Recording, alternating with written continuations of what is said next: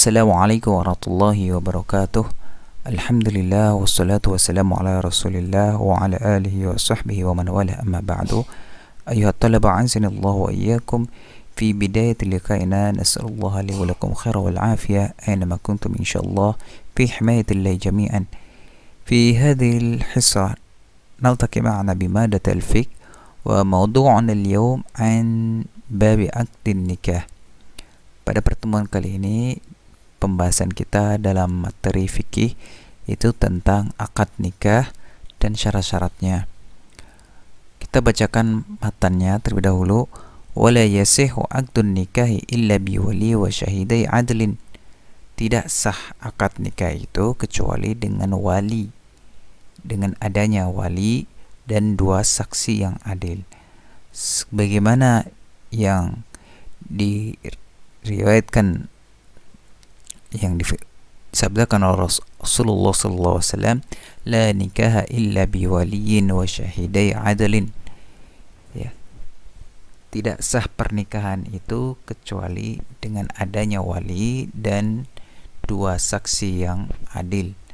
Wa makana min nikahin ala ghairi dhalik fahuwa batil. Nikah manapun yang tidak seperti itu, ya, artinya tidak menggunakan wali atau menggunakan saksi, fahuwa batil, maka itu termasuk batal, pernikahannya batal.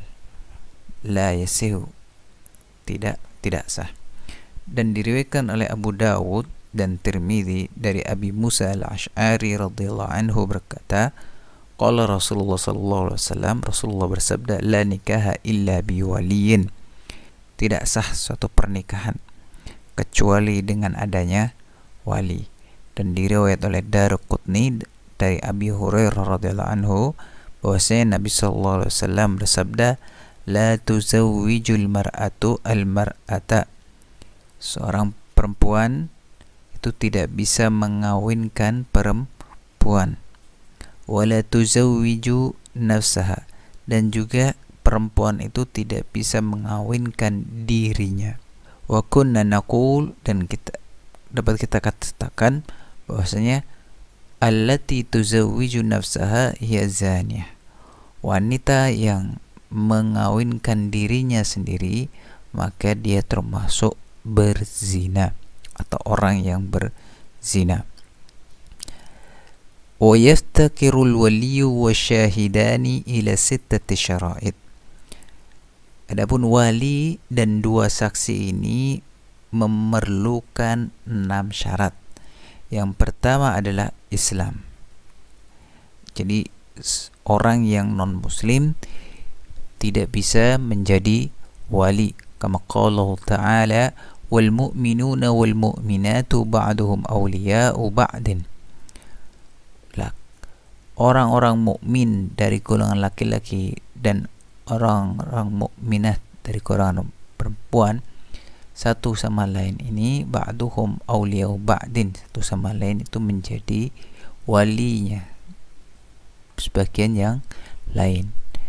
Dalam Quran surat At-Taubah ayat 71. Wa syahadat wilayah. Syahadah di sini adalah perwalian. Fala tuqbalu syahada ghairil muslim. Maka persaksian ini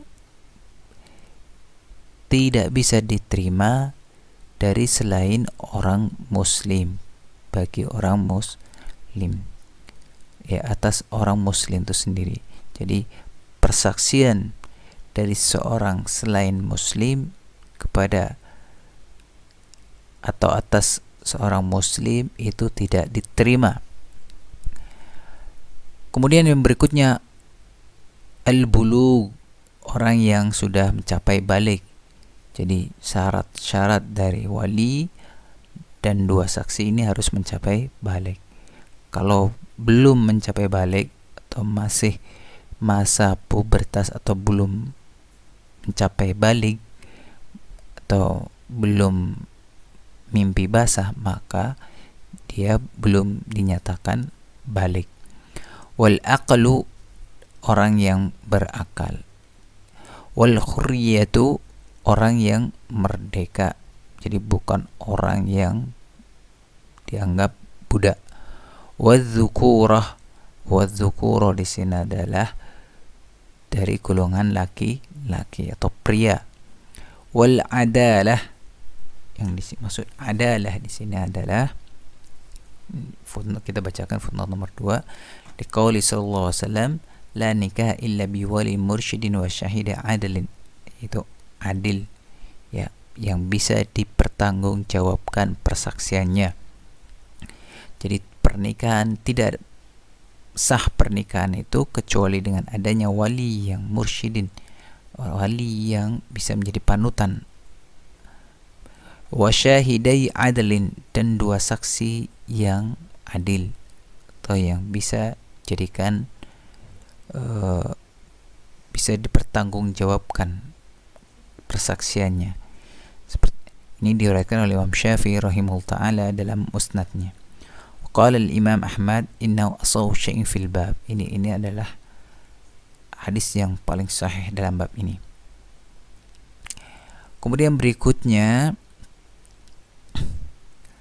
illa annahu la yaftakiru nikahu dhimmiyah ila islamil wali wala nikahul amati ila adalati sayyid. Jadi nikahnya orang zimmi, orang zimmi tidak non muslim, tapi non muslim zimmi, bukan harbi, artinya dalam kekuasaan Islam. Orang non muslim yang berada dalam kekuasaan Islam itu tidak perlu adanya wali dari orang Islam.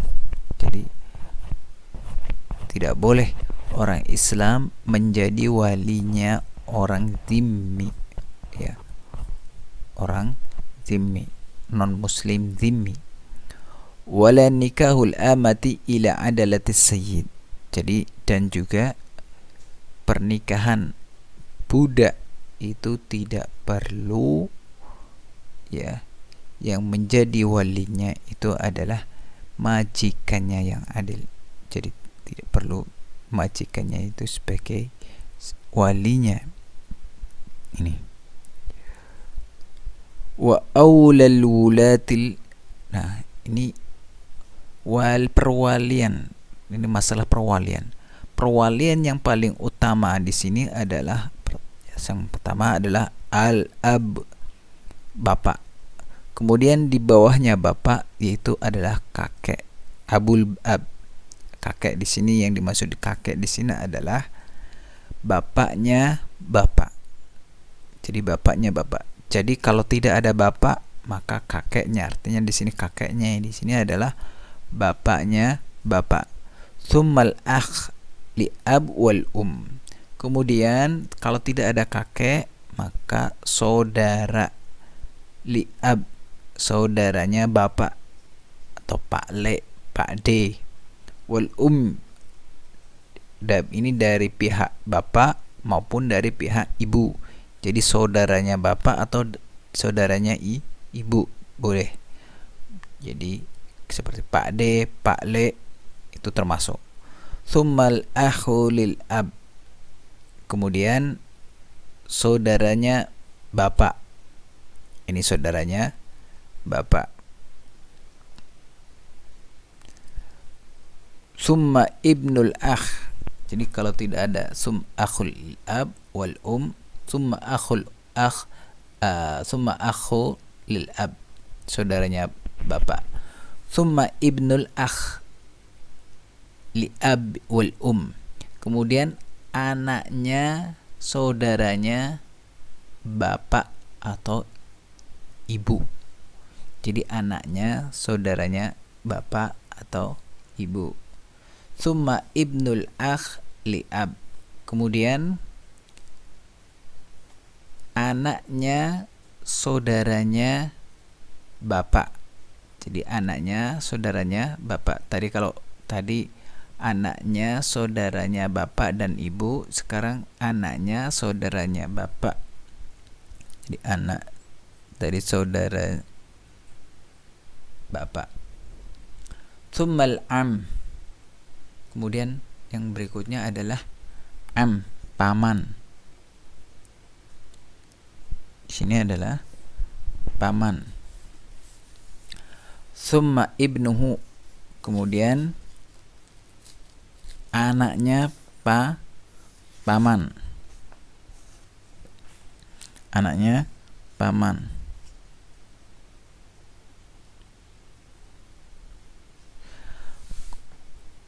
Ala hadza tertib, dan ini sesuai dengan urutannya, ya, sesuai dengan urutannya. Fa idza udimatil asaba fal maula al mu'tiqa thumma asabatuhu thumma al hakim. Jika asabah wali nasab yang di atas ini sudah tidak ada, maka perwaliannya jatuh pada maulal mu'tiq. Artinya maulal mu'tiq di sini adalah bekas tuan majikan. Jadi bekas tuan majikan yang telah memerdekakannya. Jadi kalau sekiranya perempuan ini adalah budak, sebelumnya budak, maka yang menjadi wali ini adalah majikannya dulu, mantan majikannya dulu. Mantan majikannya dulu. Ini artinya dia sudah dibebaskan oleh majikannya, maka mantan majikannya ini yang telah membebaskan dirinya, ini yang menjadi wali. Ini maulal mu'tiq yang dimaksud di sini. Tsumma asabatuhu, kemudian nasabnya. Kalau tidak ada maka nasabnya. Tsumma al-hakim, kemudian kalau tidak ada maka naik ke hakim. Jadi hakim sebagai walinya si perempuan tersebut. Ini liqauli sallallahu alaihi wasallam fasultanu waliyun man la waliya lahu. Maka pemimpin itu menjadi walinya bagi orang yang tidak memiliki wali. Ini diriwayatkan oleh Abu Dawud dan Tirmidzi dan yang lainnya dari Aisyah radhiyallahu anha. Selanjutnya, wala yajuzu ayyusarriha bihidbati mu'taddah. Ini hati-hati bagi di antara kalian yang ingin menikahi seorang perempuan, maka hendaknya dia harus tahu apakah dia sudah pernah menikah atau belum. Kalau sudah menikah, pernah menikah, apakah dia itu ditolak atau ditinggal mati suaminya, ya, maka dalam hal ini kita harus mengetahui masa iddahnya. Dan dalam hal ini tidak boleh seseorang itu secara terang-terangan melamar perempuan atau wanita yang masih dalam masa iddah. Yang masih dalam masa iddah, baik itu dari hasil ditolak oleh mantan suaminya yang sebelumnya, atau karena suaminya meninggal dunia. Ini.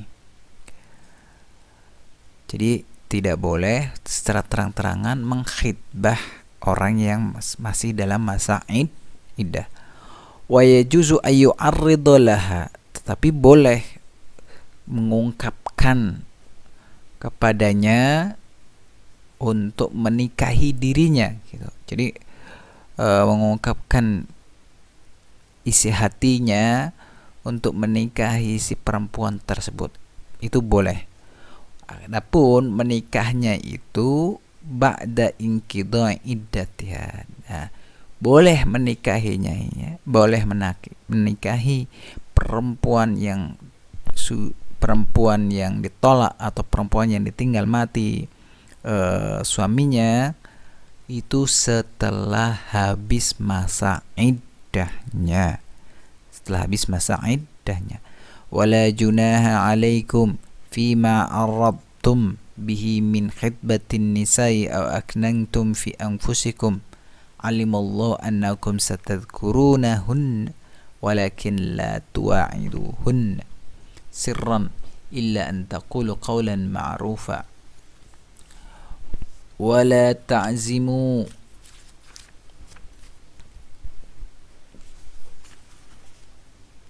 melanjutnya uqdatan nikahi hatta yablughal kitabu ajalahu.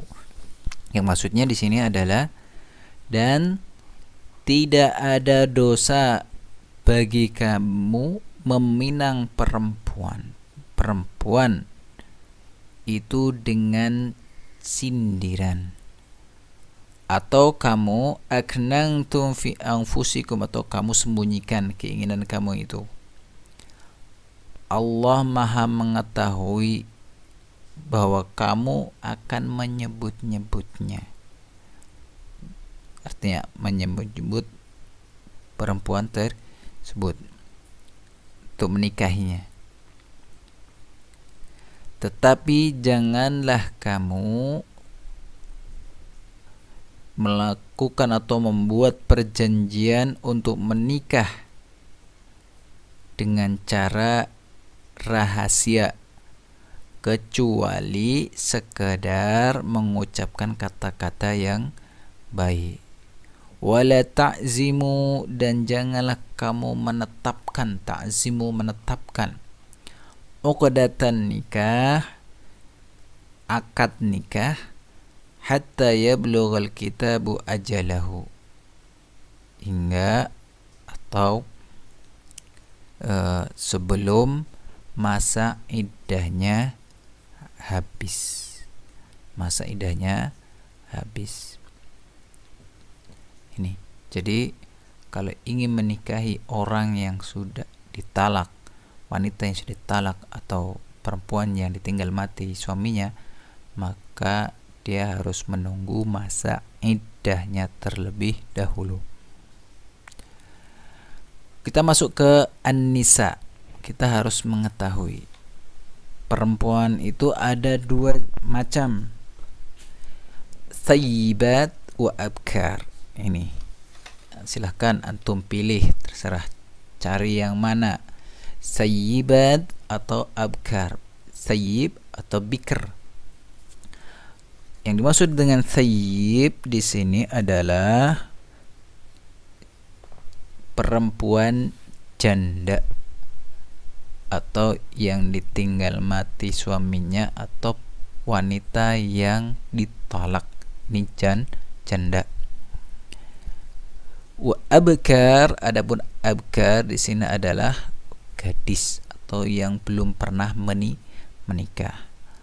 Fal bikru yajuzu lil ab wal jaddi ijbaruha 'ala nikah. Adapun gadis ini boleh bagi bapak maupun kakek ya untuk memaksanya menikah. Adapun sayyib, adapun janda ini tidak boleh disuruh, tidak boleh memaksanya menikah. Jadi kalau janda ini tidak boleh, walinya itu tidak boleh mengawinkannya, ya, tidak boleh memaksa dirinya untuk nikah, kecuali ba'da bulughiha, kecuali setelah ia balik, ya, wa izniha, dan itu harus dengan izinnya, ya, harus sesuai dengan izinnya. Ini kita bacakan footnote-nya.